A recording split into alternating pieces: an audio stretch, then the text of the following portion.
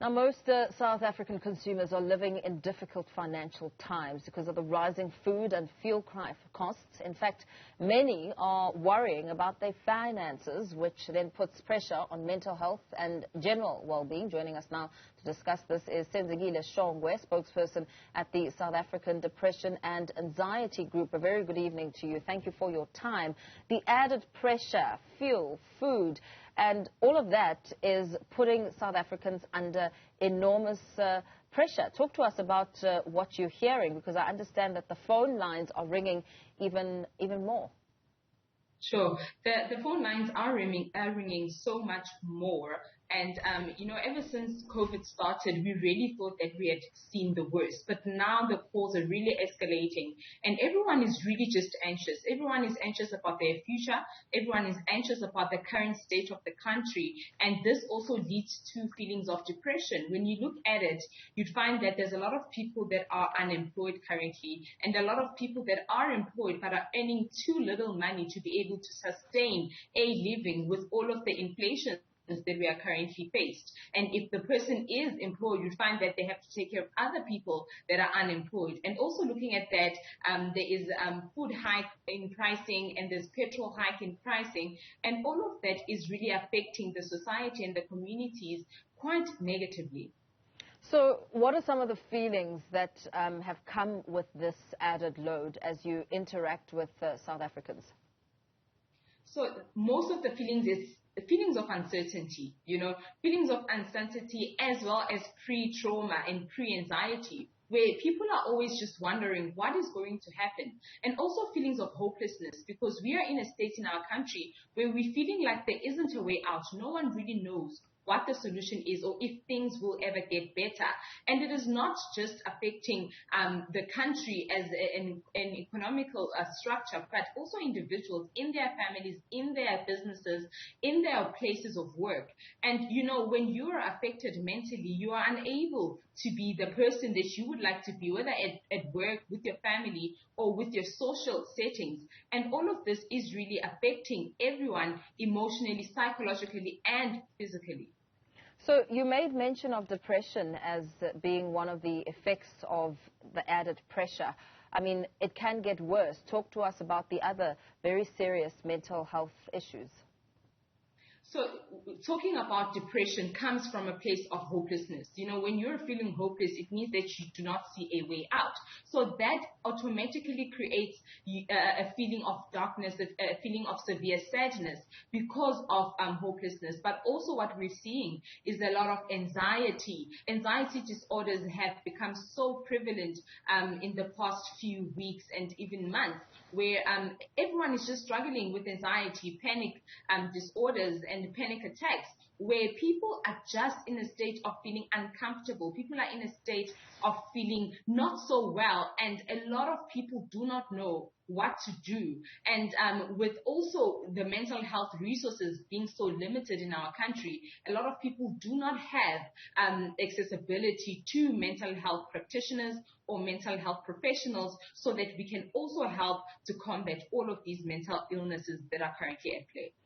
In fact, the situation is so real and perhaps very frightening as we recall an example just last month. A Gauteng mom allegedly poisoned her son and daughter because she was a victim of a scam. And when asked further questions, she said that she felt that because she's lost all this money, she can no longer support her children. I mean, how do you remedy a situation like that? Perhaps there may be people watching who are thinking of taking the same route, but there must be some solutions to feelings like this. And that is a perfect scenario or a case study, because that mom was feeling hopeless. Again, the sense of hopelessness. That mom was feeling like, okay, I had a plan and I thought the plan is going to work, but I got scammed. And that is something that a lot of people are going through right now, where people are trying to find different ways of making money. People are hustling. And that is why also we're seeing such a high rise in crime, right? Because everyone is just trying to do everything in their power to keep up with the inflation rates and also to make a living in our country right now. And, I'd be lying if I'd say there is a solution that I can think of so that we can solve these issues. However, I can say to people that this is the time where we are in a mental health crisis as a country, and that we should start looking at intentionally taking care of our mental health, even if you have not been diagnosed with a mental illness, even if you are not currently feeling the symptoms of any mental illness. But we all have to make sure that we are intentionally taking care of our mental health, doing things like exercising and eating well and meditating, taking walks and doing things that fill your cup, things that make you happy, just so that things can feel better, so that things can feel easier to face every day, every morning. To also have a safe support structure, people that you can always talk to, people that you can plan constructively with, so that you feel like you're not alone, so that you feel like you have got people that can help you and be with you and support you throughout these difficult times. Everyone is going through a difficult time right now in our country, and we all do not know what is going to happen. However, I urge South Africans to really, really take mental health seriously and do things and implement self-help techniques that will help them to kind of be able to manage all of the stresses just a little bit better. So let's talk perhaps about a checklist. I mean, you made mention of people who may be feeling this way and those who aren't feeling this way to continue to, introspect.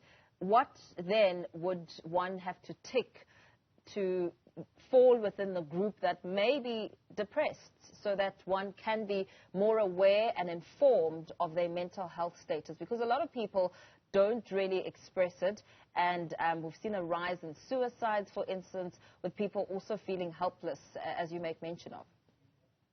So, and a lot of people, just to add to what you said, a lot of people do not know that they are actually depressed. A lot of people do not know that they are actually going through mental health related issues. So when someone gets to a state of depression, you would find that their personality changes, their behavior changes, they become something that they no longer like. You'd find that there is a decline in taking care of themselves.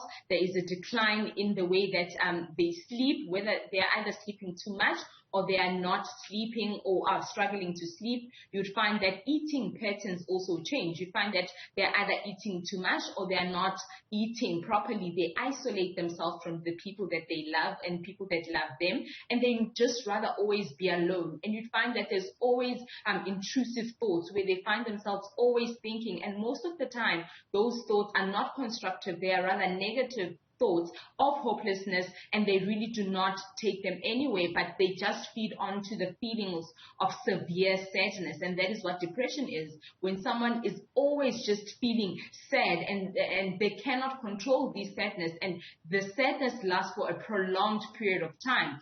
And also finding that now they start thinking of ideas of suicide, where they're like, okay, maybe the best thing to do here is to end my life. And some people, in the most severe cases, they start planning their suicidal plan, right? They start thinking about how they're going to take their life, what they're going to do, and they start saying their goodbyes even at that. But depression is quite painful because you cannot really see it, but you can feel it, right? But if you feel mostly that you can no longer handle things on your own, where you feel like you can no longer handle and manage your current situation on your own, it might mean that you may be depressed or may be suffering from a mental health condition. What about anxiety? I mean, that's also a big factor when it comes to how people translate what's going on in their lives. So anxiety shows in the way that we again think, behave and feel. So it is a whole body experience. With anxiety, what is most prevalent is overthinking, where you are unable to concentrate, you're unable to make decisions because your mind is always racing. Your mind is telling you so many things that are really confusing. And when people struggle with anxiety, you'd find that they go through a lot of confusion. And then in your body, you'd find that you always feel a state of shock, a state of fear. and excessive worry. And you feel like your heart is beating fast. You feel like you have chest pains. You feel like there's something sitting on your chest. And sometimes you feel like you're unable to breathe.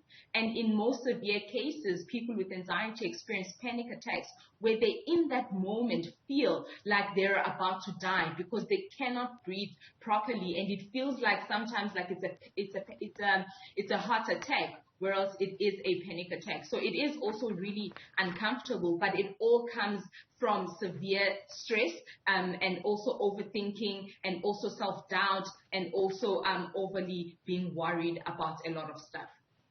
Very well. Thank you so much for talking to us. That was South African Depression and Anxiety Group spokesperson Senzekile Shongwe speaking to some solutions to depression and anxiety, and of course the checklist that one needs to go through to be able to assess whether or not one is depressed or anxious.